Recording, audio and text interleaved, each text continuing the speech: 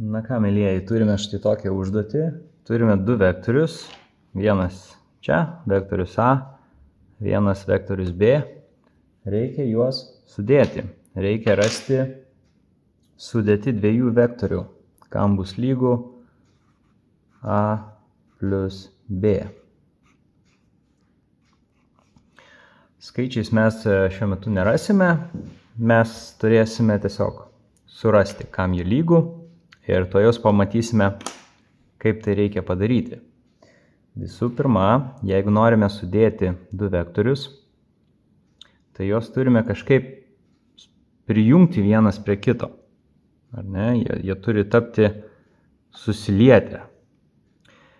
Kaip paprasčiausiai pridėti, tai mums reikia juos suliesti, kad, tarkim, čia yra vektorius numeris 1, čia yra vektorius numeris 2.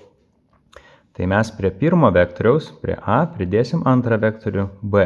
Prie A pridėsim B. Tai lengviausia yra padaryti, mums reikėtų šitą vektorių B, šitą antrą vektorių, nusivesti ten, kad jo pradžia būtų ten, kur vektoriaus A pabaiga. Reiškia, mums reikėtų pasimatuoti, čia yra, maždaug 3,2 cm. 3,2 cm ir jie būtinai turi būti lygiagretūs, negalima pakeisti jų krypties. 3,2 cm, štai taip. Vektorius B jau atkeliavo čia. Tai šito vektorius jau čia nelieka. Jisai nukeliavo štai ten, ar ne? Na va, dabar turime du vektorius, vienas šalia kito. Prie vektoriaus A pabaigos pridėjome antrą vektorių taip, kad antro vektoriaus pradžia būtų ten, kur pirmo vektoriaus pabaiga.